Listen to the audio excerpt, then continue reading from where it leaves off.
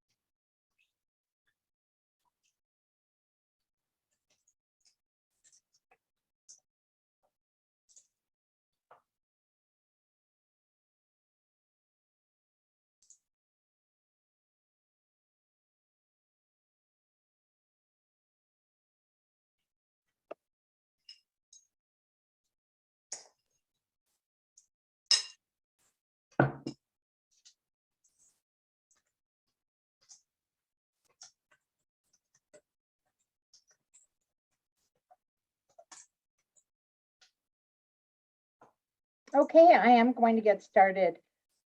Good afternoon. I guess it's not morning anymore. Thank you so much for joining us today. You're here because you want to learn a little bit more about Leadership Waterloo Region and what our core program has to offer. So as we get started, I'd just like to remind you that I'd like to acknowledge that the land on which we gather here, or to which the land Leadership Waterloo Region is broadcasting to, is in the land traditionally used by the Haudenosaunee, Anishinaabe, and Neutral people.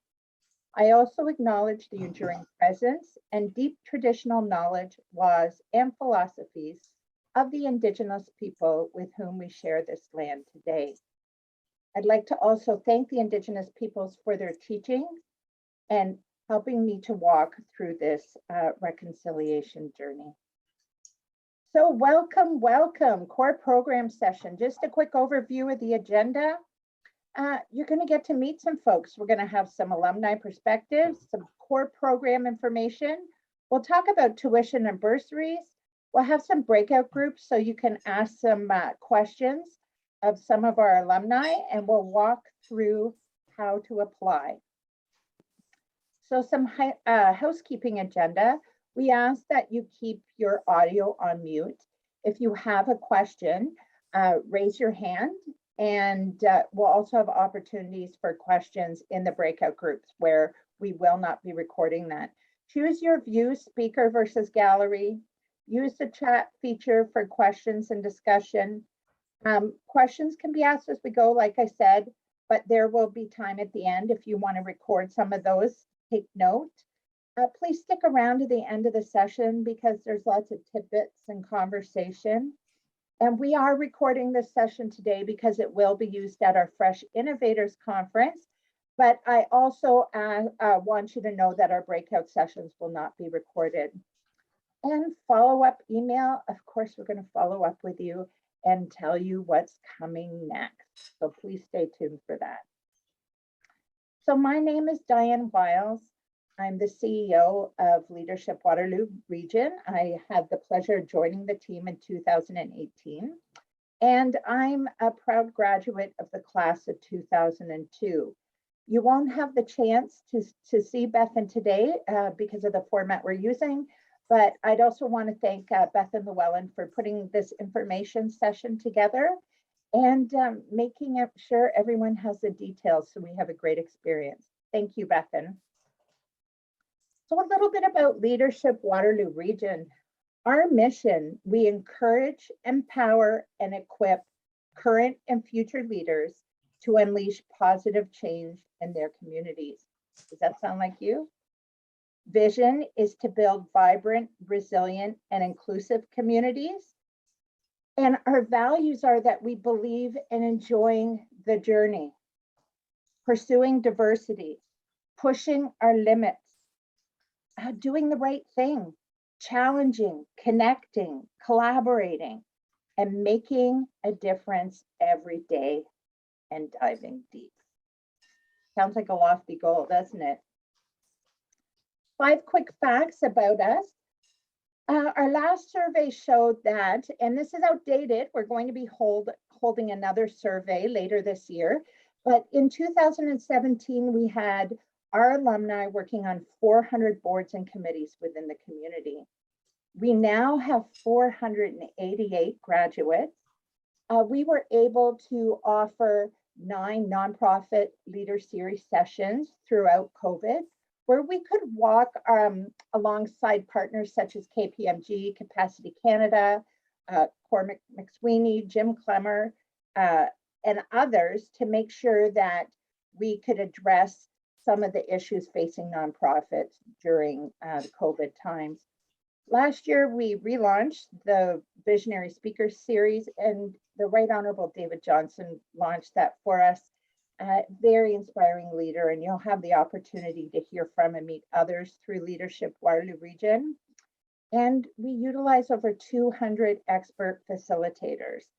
So it's important to Leadership Waterloo Region that we talk to the people who are actually doing the work, people who are actually volunteering, or who have had those crises or have teachings to give us.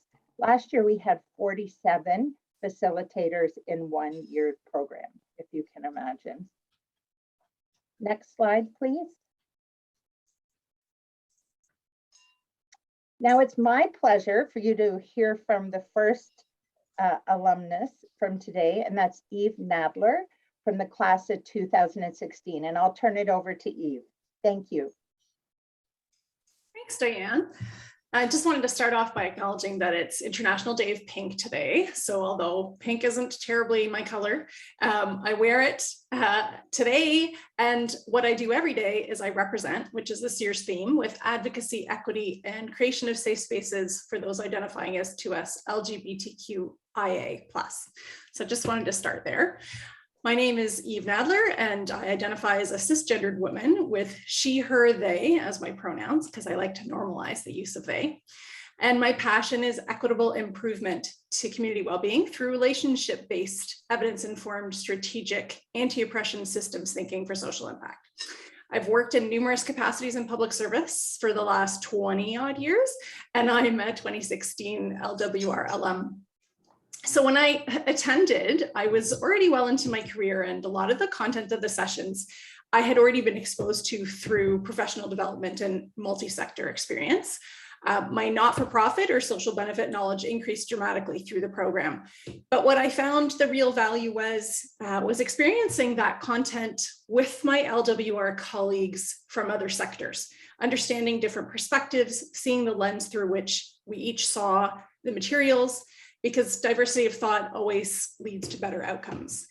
Particularly for me, where I found a lot of value was in further articulating my own leadership values and what being a leader means to me, how I define it, how I would activate that.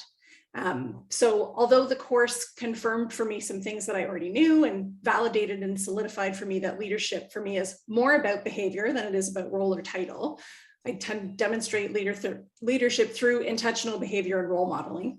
And that for me, I felt some tension between some roles where, the organizational culture may be colliding with my leadership values, or I'm in a space where hierarchy defines leadership.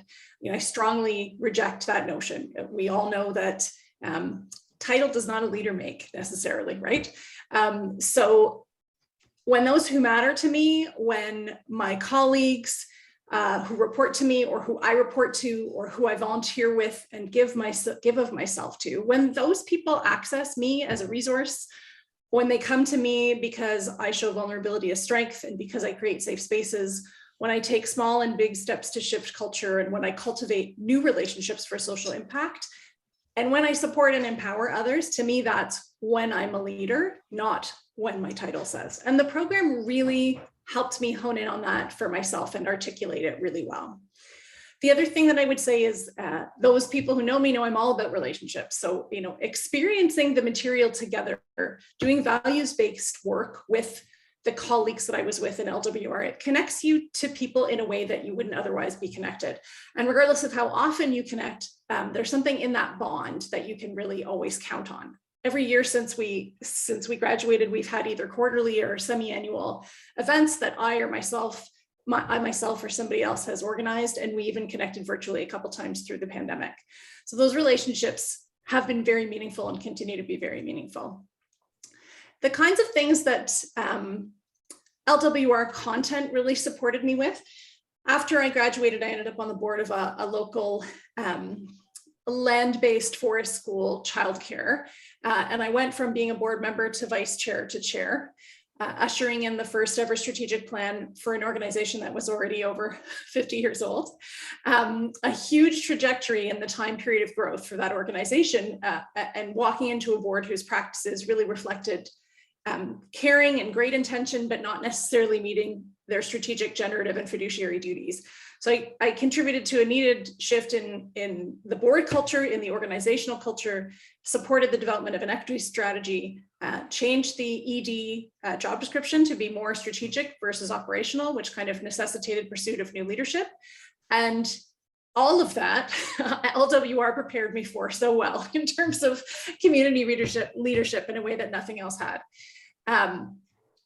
The competencies that I learned, as well as having a group of people to access, to ask questions, share experiences, and problem solve. And so I think those relationships are really still what I benefit from today. Not so much the broadening of my network, which I know a lot of people refer to. It absolutely does support that. But for me, it was more about meaningful relationships with my colleagues. Like, there's a close handful with whom I'm regularly in touch. We are there for each other. We attend events when the other speaks. That happened just a couple of weeks ago.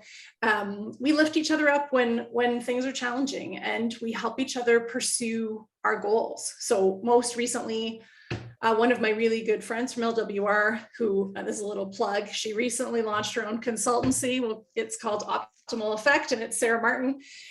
She worked with me to articulate a personal and professional vision when life kind of necessitated a pivot for me with my priorities. And that's been critical to me in a recent recovery from a medical leave, and now in how I approach my career.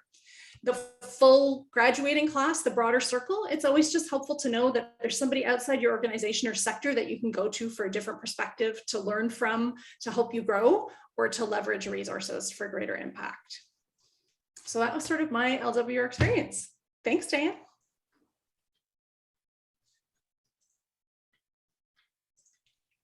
You're muted there, Diane.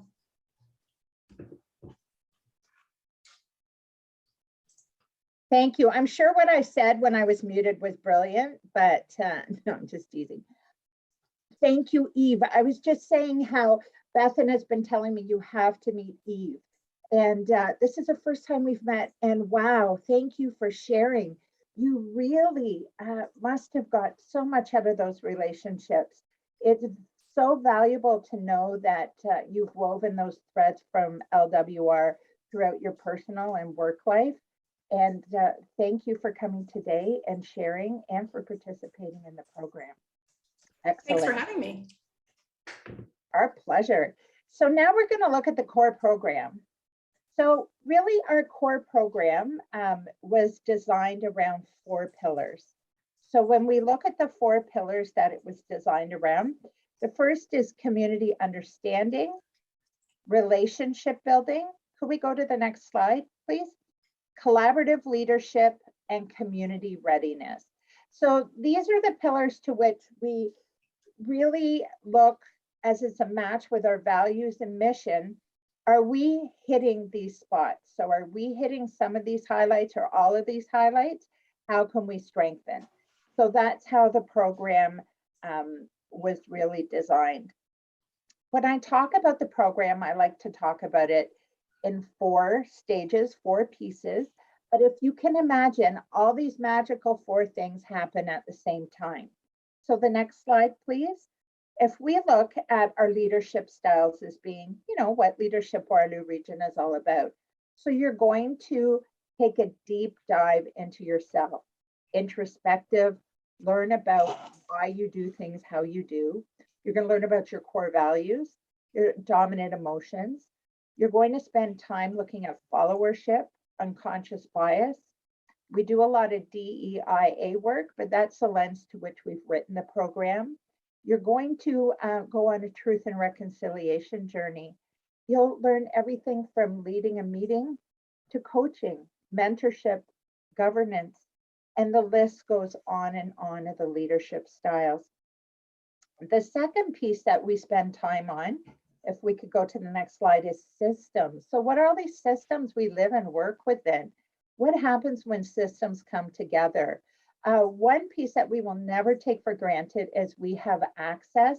So we have many system leads and very busy people who are working within our community systems, whether it be emergency response, healthcare, education, government, whatever that looks like, come and spend time and teach in the class. The third piece to which we look at is that experiential. So we can talk about everything you want to talk about, but you really want to see it for yourself.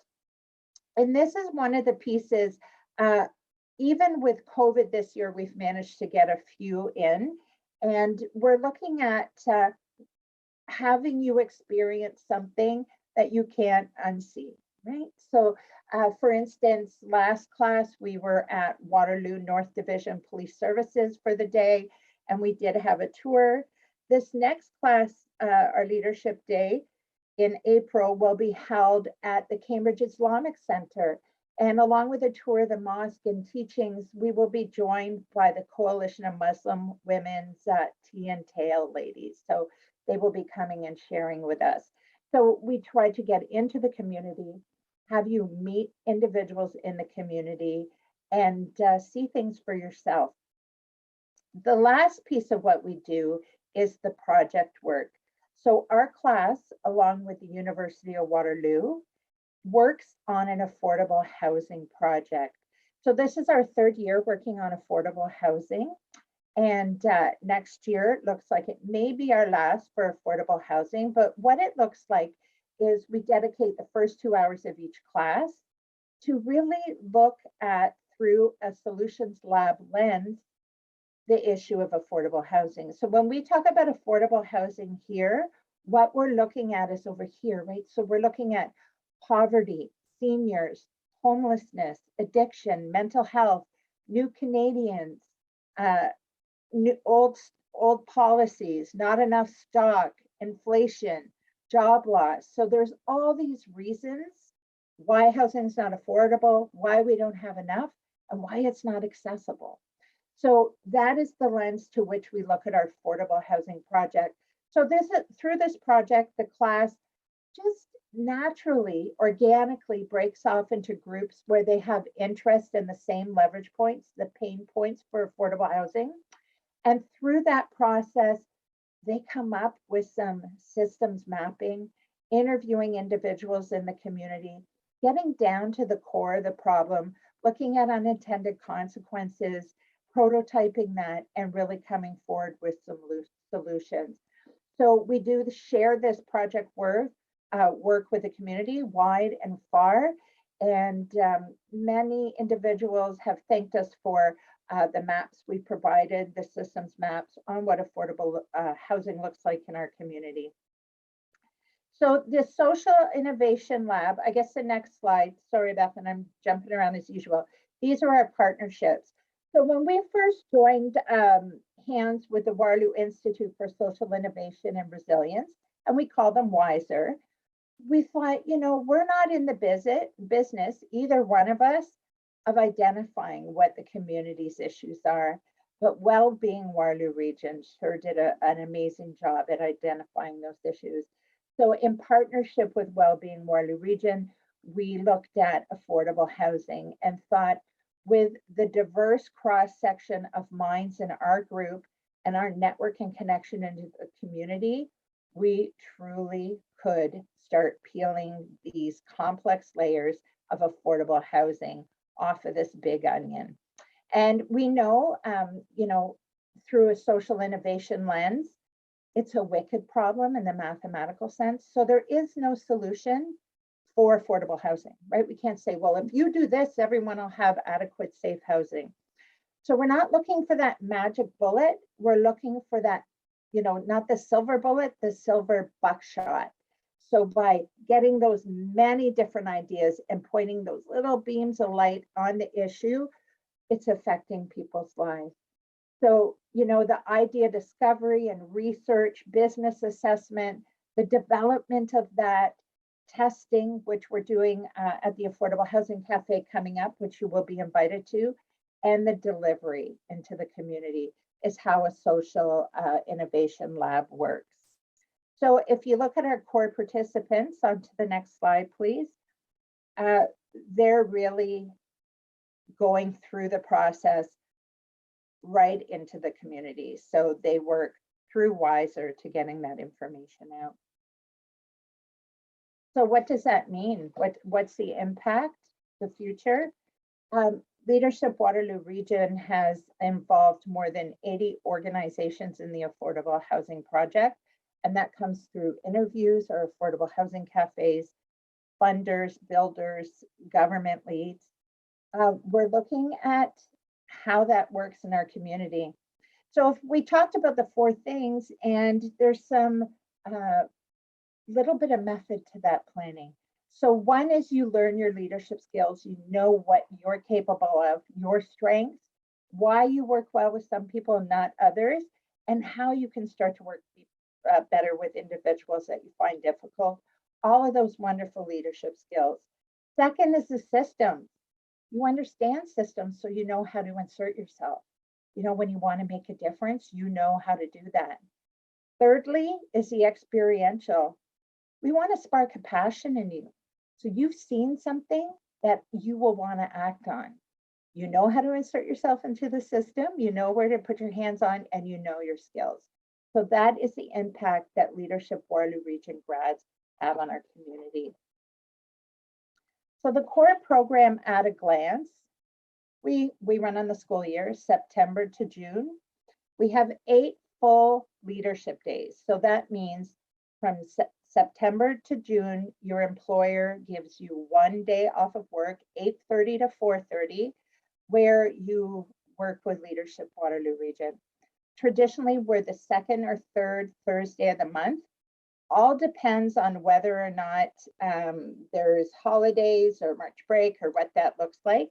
We do have an opening retreat, which is 2 full days in September, which does run into a weekend.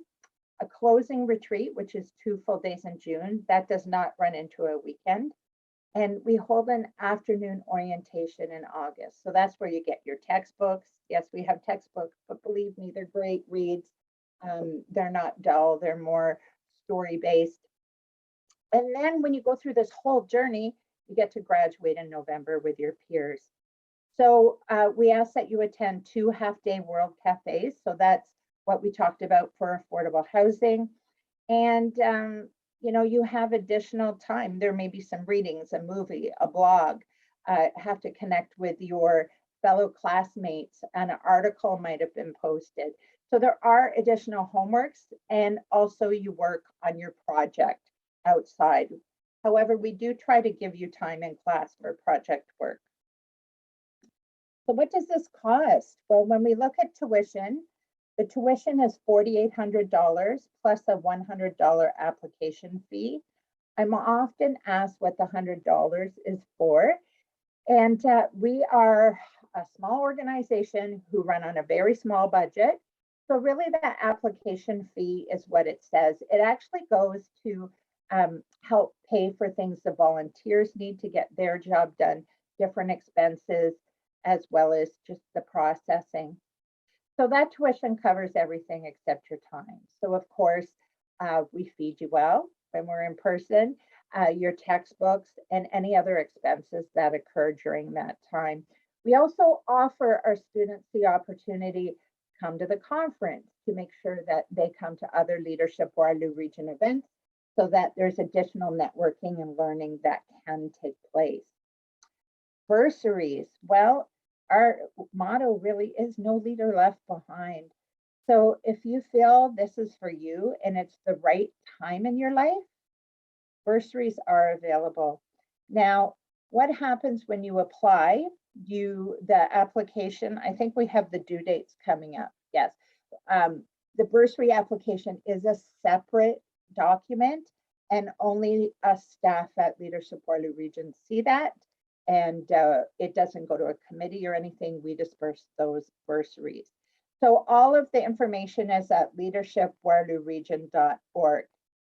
So now is my pleasure to introduce you to two of my favorite people. So we have Rob Connell and Paige Monkwip, who are recent grads of the program. And this is a class that COVID got in the way. So we had quite a bit of time in person, and then COVID hit. So they were graduating in 2021. So I'm going to turn it over, 2020, sorry. So I'm going to turn it over now to Rob and Paige. And I think this is, are we going into breakout rooms now? Hi, Diane. I had messaged the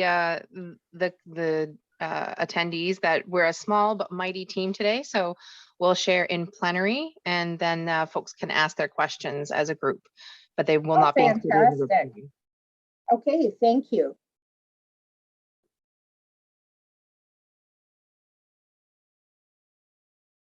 So I'll turn it over to Rob and Paige. Thank you. Sure. Well, Paige, would you like to go first? Oh, geez, sure. For sure, yeah. Yeah, so hi, everyone. My name is Paige Monkwip. I use they or she pronouns, and I'm happy to be here to just kind of chat through my experience with the program. I will say it's a really phenomenal program. I had a really fantastic experience, and I think my favorite part was really how integrated it was. So I think, Diane's spoken about that, but it really is this kind of collection of systems thinking from this maybe more academic perspective of understanding systems thinking, but then really grounding and focusing all around tangible issues in Waterloo Region. So the class that Rob and I were part of, we're looking at affordable housing. And then we're kind of contextualizing this learning about organizations and community leaders in Waterloo Region. We're meeting lots of people. I remember, we had a lunch panel with the mayors and the regional chair to ask questions and again, build those relationships. And then all of that, as you've talked about too, is that self-reflection and that learning. So understanding our biases, understanding our why, and getting really curious. So it's kind of all of those things bundled up into one. And I really appreciate that it's not siloed. So it's not, 1 week we're looking at systems thinking and the next week we're looking at our biases. It all really comes into one through the days. So I had a really amazing time. One thing I did want to highlight is the time commitment that Diane spoke about. So and our class was rudely interrupted by the pandemic, but we pivoted okay, I think. But at the time of the program, I was working full time. I was working shift work, including 12-hour night shifts. I was also finishing my master's, and for some reason I thought, hey, let me add something else onto that plate. So I signed up for the program, but I really don't regret it at all. It was the right time in my life, and I knew that, and that's why I was willing to take on that commitment. But I did have to schedule time to do the readings, to prepare for the leadership days. Really preparing in advance with the pre-readings that Bethan sends through and the videos and things like that, and also the time afterwards to reflect and make sure and as kind of work ramped up with the project. So it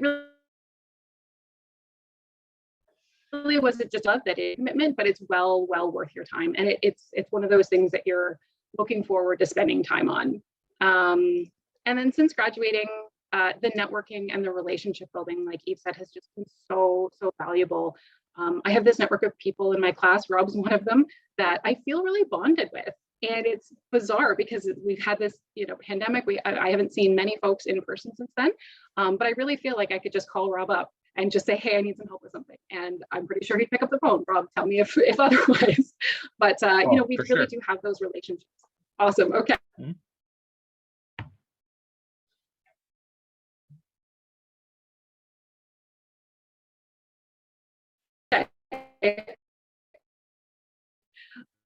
Like Eve said, the work extends beyond your class. And since that time, since I graduated in 2020, I have joined a board. I joined the board of the KW Multicultural Center. And I don't think without this program, I would have really thought that was for me, right? So this program really can empower you to take on those leadership roles and participate in community. And I've also joined the backbone staff team at Wellbeing Waterloo Region, and Wellbeing Waterloo Region and Leadership Waterloo Region have had a really fantastic strategic partnership for years. So just the impact of this class, learning more about the affordable housing system in Waterloo Region, meeting folks has been both really helpful in my day job, but also just my life in Waterloo Region. So I just yeah, been really grateful to be part of this program. I also want to shout out Diane and Bethan, just because I really do think they're remarkably supportive and really clearly invested in the people through this program. I got the sense throughout, and I just think that's really critical in a way of leading this program. So yeah, I had a fantastic experience, and also happy to answer any questions. I'll turn it to you, Rob. Sure. Thanks, Paige. I'm going to try and fill in around the edges. I think that between Eve and Diane and yourself, you covered a lot. For me, there are really three main areas that I took out of the program. And one was personal growth and awareness of different leadership styles that I hadn't been exposed to before. A second one was a sense of awareness of what is happening in our community. And I want to expand on that because my experience here would be very different, I think, than a lot of people in the class based on the backgrounds we brought in with us. And then third, the connection to like-minded people. And it really is amazing to me because, as Diane mentioned, our class was completely disrupted by COVID, right? As we came in, the first 8 or 9 months, it was all face-to-face. It was fantastic being able to get together. And when COVID hit and suddenly everything was separate, these were early days when we didn't quite know how to react to these things and how they were going to mean. And so certainly I'm glad to hear that people are able to get back together face to face again, Diane, because maybe I'll start there. Is that to me was some of the most important learning. And so there were, engineers like myself. We had a lot of police, people at the police department and firefighters, people coming from all walks of life. And I found that the people like myself who come from, say, uptown Waterloo and drive to a neighborhood in the suburbs don't really appreciate the problems that are happening in our own community day to day, that other people who work with people day to day are bringing in as part of their lived experience. So it was great to, one, get exposure to that. I look at, I think the day that went through the Grand Valley Institute for Women, it was just so incredibly impactful, or going through to understand how the judicial system works, really to say, hey, there are problems in our own community that we need to be working on. And if it's not us, who's going to do it? So that awareness, and then being given the tools to help deal with it. And so we look at the personal growth and the awareness of leadership styles. Diane, you mentioned this off the hop, but to me, this whole concept of followership, what absolutely changed my perspective on leadership is to understand, if you look at the military as an analogy, if somebody is, say, a major, that is an incredible position of leadership, but they need to be able to follow and execute on the orders that come from above. And then it really is both sides of the same coin. I won't go too far into the weeds on this, but sort of changing maybe my own thought of leadership as leaders plan and then look for people to execute, to more of leaders create a framework and you're looking for people to help build upon that and be part of the planning and the whole plan, the whole piece of it.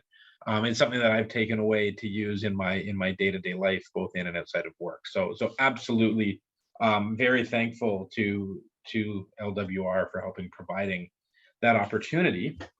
And the third one, and again, Diane, you kind of touched on a bunch of the things that I know I've taken away from this, is being able to work with Sean Goby and the wiser folks and sort of a better understanding of systems. It is coming in. I think a lot of people would look at a problem like affordable housing and say, well, we haven't put thought or time into it. There's low-hanging fruit here. And to understand that the problems that persist are the ones that don't have easy answers. That in fact, as Diane mentioned, for wicked problems, there's ones that if you provide the opposite solution, it either is ineffective or can make things worse. And this sort of, to me, came up again this week. I was on a call with some funding agencies in New Brunswick, and one of the guys was talking about a small community that had an issue with a lack of beds for an emergency shelter. They had 25 beds and they had a wait list of 25. And so I said, all we need to do is raise enough money to build 25 more beds. And they built 25 more beds, and within a couple months, the wait list was not 0, it was 50. Is the understanding that sometimes doing what it seems is going to solve the problem is not enough, and the need to build and understand these problems and come at them from many different directions. So I feel like I'm rambling a little bit, but maybe I'll just leave it there and say that to me, the understanding, the insight that came from this program has been incredibly valuable. Oh, thank you, Rob, for sharing that. And thank you, Paige. It just brings back so many memories of being with you both in the program and that journey we went through. And then, yes, that rude COVID came and interrupted that year, but we were able to take it online and continue those relationships. Your points are so well positioned in the program. You know, the intention of the program is to have you learn those pieces that you brought up, and to know that you even got more out of the program than we had prescribed is just amazing. And we value your friendship and relationship moving forward as alumni. So thank you so much for your time. Now it comes to questions. Does anybody have any questions that any of us can answer? Okay, so if we go to the how to apply, the deadline for application is due June 12th. It's an online form. You just complete it online and hit send, but you need an employer commitment declaration because you do need to miss work to come to this. So your employer just has to support that. If you are requesting a bursary, please know that that's a separate document. I always like to say, you know, I went through an bursary in 2001. I applied and went through an bursary. So, you know, it's something that we deeply believe in if that's where you are. You need an updated copy of your resume and a letter of support. I also really encourage you to reach out to me so we can just have a coffee chat on Zoom, get to know each other, and just make sure it's the right program for you. Really, I want to make sure that there's a full understanding of the time commitment, not to scare anyone off. But as my dad always said, the more you put into it, the more you'll get out. So it's important it's that right stage of your life. And believe it or not, updating your resume and reading and seeking that letter of support are the first steps of this leadership journey. And I always say, look at the letter of support, and there's some of the language you can use to talk about your strengths, right? Because it's really hard to talk about ourselves. So please fill in that. All the dates are online. And then what happens is you'll receive a call for an interview. And we have an amazing selection committee made up of all alumni except for one, a very good friend of Leadership Waterloo Region. And they will just give you an hour of their time and you'll be able to ask them. And again, this is part of the leadership journey. It's finding those words to talk about yourself, your goals, your passions, what you're good at, and what you'd like to see and get out of this program. Well, if that's all for today, did I keep it in time? Amazing. Thank you. Like we're only here as a service to you, to the community, to students. You don't come thinking, I have no leadership skills, I'm coming. No, it's not about that. People who come to us have a ton of skills. We're all at different spectrums. We all have different life experience, and it's only together and by going through the steps to really learn and celebrate yourself that you can make strides. You know, we always say this is your program, it's for you. But yeah, please join us and reach out to me, Diane at leadershipwr.org. Let's just grab a virtual coffee and chat, and I can answer any more questions you have.